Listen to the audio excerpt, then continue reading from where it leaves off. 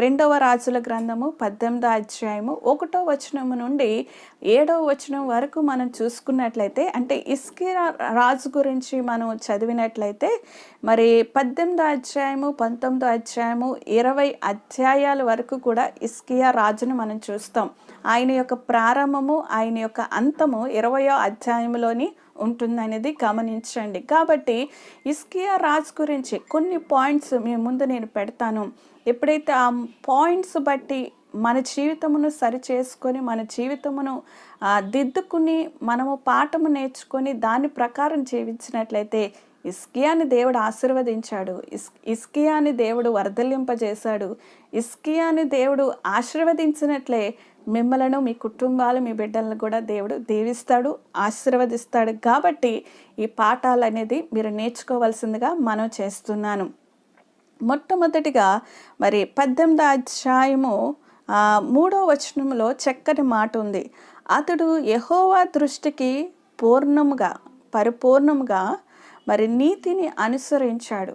అంటే యెహోవా దృష్టికి హిజ్కియా రాజు ఏం అనుసరించాడు? పూర్ణంగా, అంటే మనసు పూర్తిగా ఏంటిని అనుసరించాడంటే నీతిని అనుసరించాడు. అసలు నీతి అనే ఉద్దేశాన్ని మనం గ్రహించినట్లయితే, ఆలోచించినట్లయితే, దేవుని జనాంగమా, నీతి లేకుండా మనిషి జీవించడం అసహ్యకరమైనది. నీతి ఎప్పుడైతే మనలో ఉంటుందో, నీతి ఎప్పుడైతే మనం అనుసరిస్తామో, నీతి ఎప్పుడైతే మనలో జీవిస్తుందో, దేవుని బిడ్డలారా, మనము సమాజానికి కానీ, సంఘములో కానీ, కుటుంబానికి కానీ ఒక మంచి మాదిరికరంగా కనిపిస్తాం. గమనించండి, నీతి లేకుండా మనిషి జీవిస్తే మరి ఇతరులకి దృష్టిలో చాలా అసహ్యకరంగా కనిపిస్తాం. మరి కనిపించడమే కాదు, అదే విధంగా చూస్తారు కూడా. కాబట్టి ఈ విషయాన్ని మీరు గమనించండి.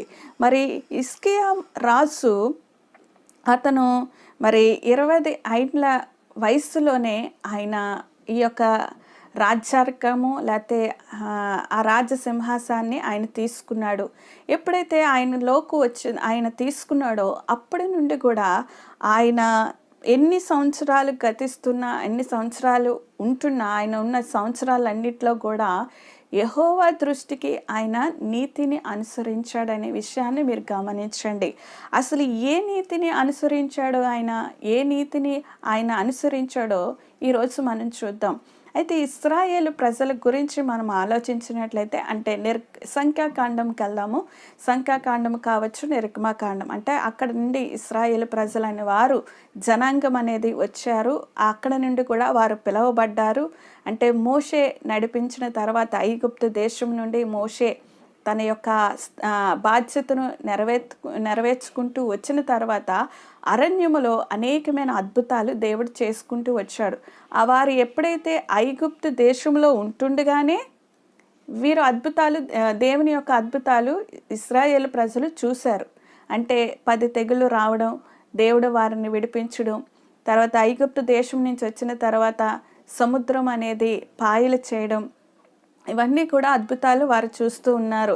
అయినా సరే ఇంకా దేవుణ్ణి విసిగిస్తున్నారు, మోషేను కూడా విసిగిస్తున్నారు. అనేకమైన తిరగబడే మాటలు వారు మాట్లాడుతున్నారు. అంటే ఇంకా వారు దేవునిని పరిపూర్ణంగా భక్తిగా కొంతమంది కానీ మరి చాలా 90% అని వాళ్ళు నమ్మలేదు. 10% మటుకు దేవుని యందు భయభక్తులు కలిగి వారు జీవించారు.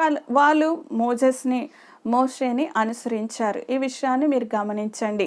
అయితే ఈ 90% ఉన్నవారు కూడా తిరగబడుతూ దేవుని మీద మోషే మీద తిరగబడుతున్న ఈ ప్రజలకి దేవుడు మరి వారికి ఒక పనిష్మెంట్ ఇవ్వాలని, వారికి బుద్ధి చెప్పాలని మరి సర్పాల్ని మరి వారి మధ్యన అనుమతించాడు. ఎప్పుడైతే ఈ యొక్క సర్పాలు అనేది వచ్చి వారిని కాటేస్తూ ఉండగా చాలామంది కూడా చనిపోయారు అరణ్యంలో చనిపోతే మోషే మరలా తన ప్రజల కొరకు దేవునికి విజ్ఞాపన చేస్తూ ఆయన క్షమించమని అడిగినప్పుడు మోషేకి దేవుడు ఒక మాట చెప్తాడు.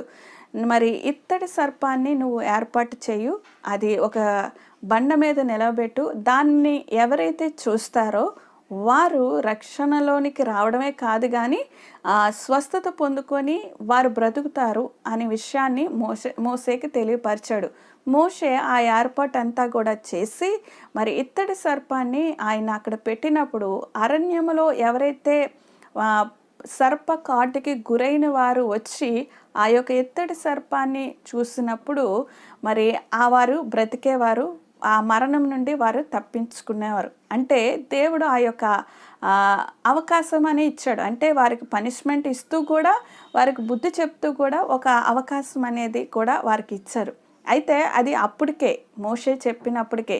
కానీ మోషే వెళ్ళిపోయాడు. తర్వాత యెహోషువ కూడా వెళ్ళిన తర్వాత ఇశ్రాయేలు ప్రజలు ఏం చేశారంటే అదే మైండ్లో పెట్టుకొని అదే అనుసరిస్తూ మరి ఇత్తడి సర్పాన్ని పూజించడం అనేది వారు ప్రారంభించారు. అప్పటి నుండి అంటే మోషే ఉన్నప్పుడు కాదు, యెహోషువ ఉన్నప్పుడు కాదు, వారు వెళ్ళిన తర్వాత, వారు లేకపోయిన తర్వాత, వీరు ఆ దేశానికి కనాను దేశానికి వచ్చేసిన తర్వాత ఇంకా అదే ఫాలో అవుతూ అది ఒక విగ్రహంగా చేసుకొని ఒక విగ్రహంగా ఆరాధిస్తూ మరి దూపాలు వేస్తూ మరి దాన్ని పూజించడం అనేది ఇశ్రాయేలు ప్రజలు మొదలుపెట్టారు. ఈ విషయం తెలుసుకున్న హిజ్కియా ఏం చేశాడంటే తను జ్ఞానవంతుడు, యెహోవా దృష్టిలో నీతిగా అనుసరించే మనిషి గనుక, వ్యక్తి గనుక తనకున్న సాంప్రదాయాలు, పద్ధతులు ఇవన్నీ కూడా మోజెస్ ఏం చేశాడు, దేవుడు ఏం చేశాడు, ఏ ఆజ్ఞలు ఇచ్చాడు, ఇవన్నీ కూడా ఆయన నెరవేర్చేవాడు గనుక మరి ఏ విగ్రహాన్ని కూడా పూజించకూడదు, సాగిల పడదని మరి రెండో ఆజ్ఞ అనేది ఉంది కదా, ఆ ఆజ్ఞను వీరు మరి ఫాలో అవ్వకుండా మరి వీరు పూజిస్తున్నారు దీన్ని అని చెప్పి హిజ్కియా దానిని ఏం చేశాడంటే పడగొట్టాడు. ఆ స్తంభాన్ని, దీపపు స్తంభాన్ని, ఇత్తడి సర్పాన్ని కూడా పడగొట్టి నాశనం చేసి ఆ దేశము నుండే తీసివేశాడు. అంటే హిజ్కియా వారికి వాళ్ళ ప్రజలకి బోధించడం జరిగింది.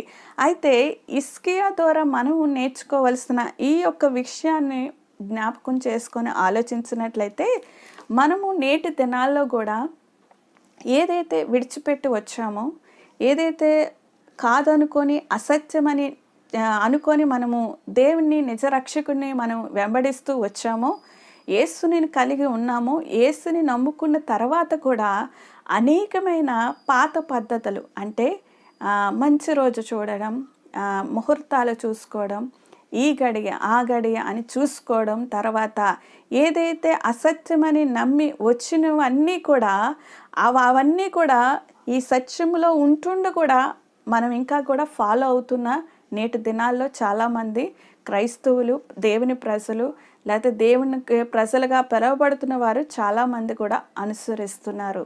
హిజ్కియాను జ్ఞాపకం చేసుకోండి. హిజ్కియా అది అసత్యమని నమ్మాడు.